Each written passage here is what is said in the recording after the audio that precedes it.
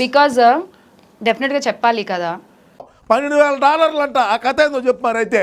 అమెరికాలో ఒక హోటల్లో $12,000 కథ ఏందో చెప్పు. మీరేదో పొరపాటు పడుతున్నారు. నేను అలాంటి దాన్ని కాదండి. అమ్మా నువ్వు ఎలాంటి దానివో నాకు బాగా తెలుసు. నా దగ్గర సీడీలు ఉన్నాయి. మన గురించి తెలిసిపోయిందంటావా? అంటే విల్ డిస్కస్ ఇట్ లేటర్. తర్వాత మాట్లాడదాం. సరే. అరే అరే రెడీ రెడీ.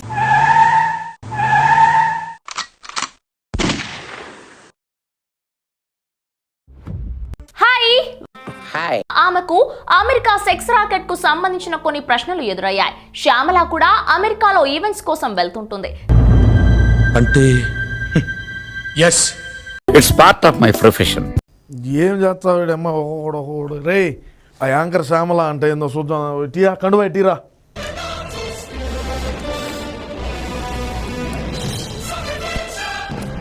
అమ్మ జీవితం ఏం చేస్తాం. మా బతుక్కి ఒక్కొక్కసారి మమ్మల్ని మింగబెట్టేదానికి మా పార్టీని.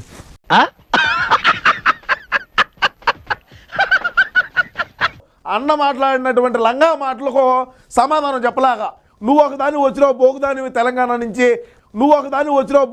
తెలంగాణ నుంచి మా ఆంధ్రాలోకి.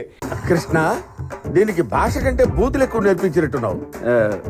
సొంత చెల్లిలే అన్నానికి గిడితలేదే. నువ్వు ఒక ఇదే అన్నకు నువ్వు ఒక లెక్క. నిన్ను కూడా మింగుతారు. నీ ఇష్టం. నోటికి ఏది వస్తే అది మాట్లాడేస్తున్నావు. ఏది నోటికి ఏది వస్తే అది. నీ బతుకేంది అనేది తెలీదా? నీ బతుకేంది, నీ కథ ఏంది, నీ చరిత్ర ఏంది, నీ మొగుడు చరిత్ర ఏంది ఎవరికి తెలియదమ్మా శ్యామల? ఎవరికి తెలియదు అనుకుంటున్నావా ఏందా? మీరేదో పొరపాటు పడుతున్నారు. నేను అలాంటి దాన్ని కాదండి. అమ్మా నువ్వు ఎలాంటి దానివో నాకు బాగా తెలుసు. నా దగ్గర సీడీలు ఉన్నాయి. అమ్మా నువ్వు బుకాయించినంత మాత్రాన వాస్తవాలు అవాస్తవాలు కావు. ఏంటా వాస్తవాలు? 5 సంవత్సరాల క్రితం అమెరికాలో ఏ హోటల్లో స్టే చేసావు చెప్పంటావా? నువ్వు ఈ రోజు బయటకు వచ్చి మా అన్నను మింగబెట్టేదానికే వచ్చినట్టున్నావు. నువ్వా? నా మైండ్ పనిచేయట్లేదు. నాకు ఆలోచించుకోవడానికి కొంచెం టైం కావాలి. నువ్వు ఏమన్నా యాంకరింగ్ చేసుకో. ఎవడే మాట్లాడటం. నువ్వు రాజకీయాల గురించి మాట్లాడే స్థాయి నీది కాదు. మా ఆంధ్ర రాష్ట్రంలో జరిగేటువంటి పరిస్థితులు నీకు తెలియదు. కింది స్థాయి వాళ్ళకి అర్థం కాదు. మాస్ వాళ్ళకైతే అర్థం కాదు. మినిమం డిగ్రీ చదువుకున్న వాళ్ళకి ఐఏఎస్ ఐపీఎస్ పెద్ద పై స్థాయి వాళ్ళకైతేనే అర్థం అవుతుంది. కింది స్థాయి వాళ్ళకైతే అర్థం కాదు.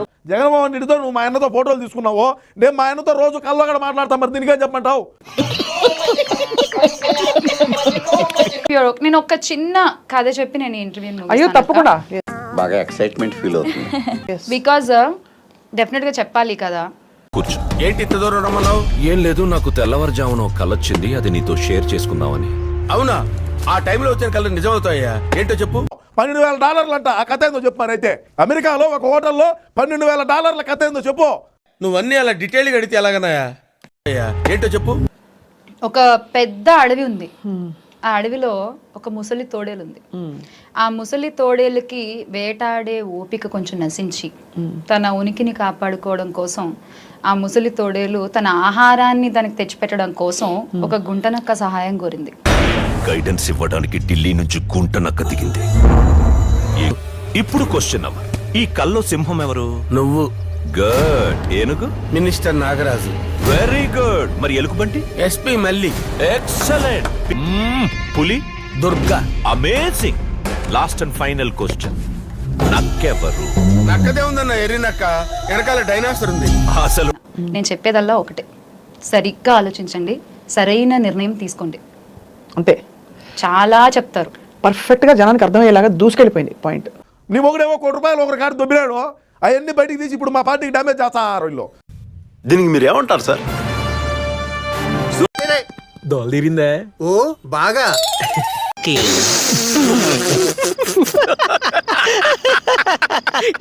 రే నన్ను దెబ్బ కొట్టడానికే నువ్వు ఈ ప్లాన్ వేసావు కదా. నీకు నిద్ర లేకుండా చేద్దామని. ఇంత అందంగా ఉన్న మీరు నా కళ్ళలోంచి ఎలా తప్పించుకున్నారు ఇప్పటి వరకు? ఏముందిరా ఆంటీ, దాని కట్స్ చూస్తుంటేనే ఫిట్స్ వస్తున్నాయి. సరే, ఏది ఏమైనప్పటికీ మన ఆంధ్ర రాష్ట్రాన్ని పక్క రాష్ట్రానికి అమ్మేసైనా సరే అన్న పోలవరం పూర్తి చేస్తాడని తెలియజేసుకుంటూ నమస్కారం. నాకేం సంబంధం లేదు గురువు గారు. అనుకున్నావా?